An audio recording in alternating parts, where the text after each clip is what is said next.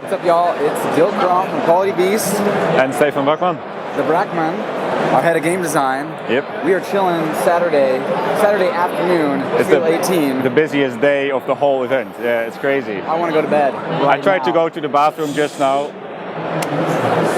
Should we call it Towers of the Moon because it's nighttime? It's not nighttime. We could.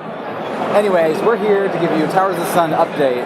If you haven't been following the game, then perfect time to find out about it. And if you have been following, Stefan has some juicy new details.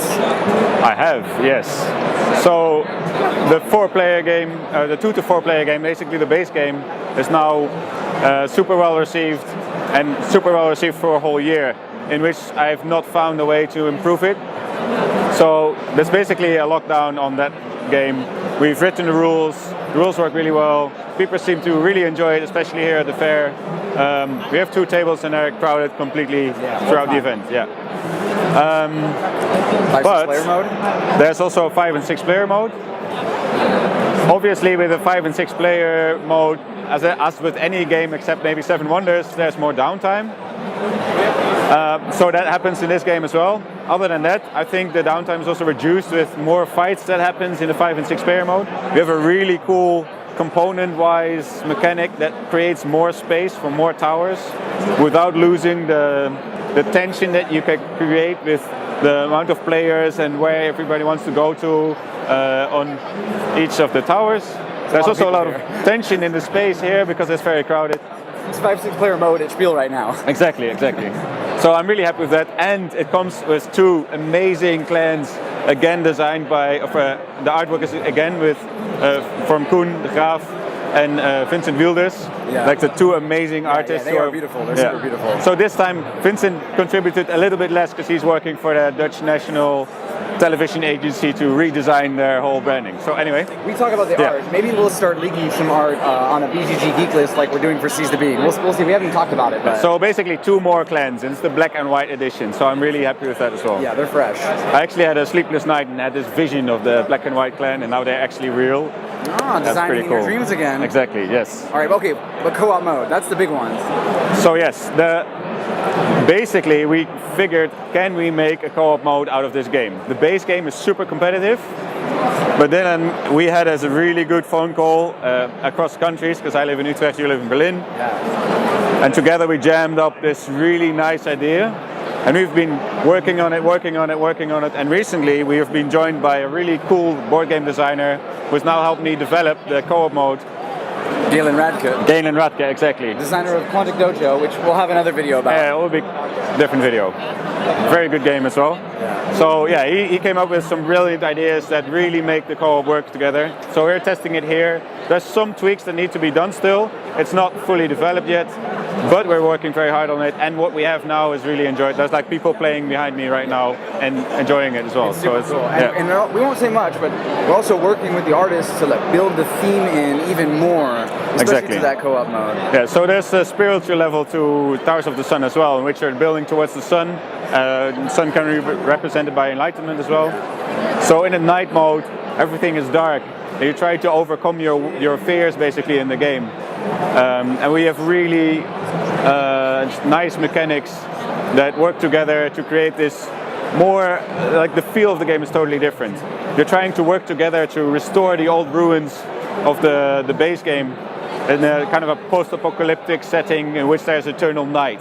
Obviously, for Towers of the Sun, eternal night is not a good thing. You can see he's really into it. You got to slow this guy down a little bit. But speaking of the feeling of it, we are already talking to our manufacturer, the same one that's doing Seize the Bean. And if you haven't seen those samples, the latest ones are amazing. They're already looking in ways to do the tower tiles with the symbols on the outside, which covers our colorblind friendly requirement at Quality Beast, but also fits the theme well. So we're already excited to be steps ahead. We've learned our lessons from our past Kickstarters. Yes. Speaking about that, whether or not you back Seize the Bean, at some point in time, you will find out about its timeline. We have 600 different cards with art. And for that reason, we're only going into production with Seize the Bean in about December. Yeah, it's amazing art though, so it's definitely worth the wait. Yeah, and so We normally would want to wait until Seize the Bean delivers to launch another Kickstarter. We want to stay in the green, as you might say. However, we had a discussion with a lot of our community, and even though they said, okay, it could go either way, they agreed that if we delay Towers of the Sun, and after that, if we then delay Quantified, it ends up being 3 delayed games for us and for all of you. Versus, if we don't have Seize the Bean delay Towers of the Sun, doesn't delay Quantified, and we have only 1 delayed game. So, we understand some of you might say, okay, well then I won't back, I'd rather get a retail version, and that's okay, we respect that. We want to earn your trust, and we really, really appreciate your patience as well. So, with all that said, we are excited to say we're bringing Towers of the Sun to Kickstarter early 2019. We don't have a date yet, but it's coming soon, and it will be at the time that Seize the Bean is in mass production. Yeah, so the moment we can't do anything with Seize the Bean anymore, when it's all up to the factory, then we feel that we might be able to launch it. As we've said, if you trust it, okay. If you don't, also okay. Yeah. Although so far I've met some backers of Seize the Bean as well here, and they've been, the ones that I've met have been really appreciative. And they also say, and I think this is a valid point, because I'm also a backer of Seize the Bean actually before we started with this. But they say it's better to wait for a game that's really good than receive a game earlier that's not as good as it could have been. And I think with the art that Mario has put in and the love and humor that's in the cards, man, I've seen some stuff. I can't laugh without looking at what's there. It's crazy. Definitely. So if we all understand we're not doing this because we need money, we're doing this because we don't see value in delaying the timeline. We're aware of the danger that it could have less backers, and we're okay with that danger. We're going to be transparent with you about this. We're going to do some more updates like this, talking about Towers of the Sun and Seize the Bean timelines together. So just tell us your feedback, tell us how you feel, and we're listening. As always, we got our panda ears open, okay? So that's the news. Hopefully you're excited about it with us. And I don't know, you want to say anything else, all of them? Yeah, well, I designed the co-op mode also because I know that Rado, exactly. As I've mentioned his name so often, I was like, I need a coffee. That Rado really likes the cooperative mode, and the last time he was in UK Games Expo, he was walking past the booth, and he mentioned that he would be interested in playing the co-op mode, so I felt kind of obliged to do it for him. We'll see. It's for you, Rado. It's for you, okay? So fist bump to Rado. And with that, it's Dilcom, Stefan Bragman from Quality Beasts. We out.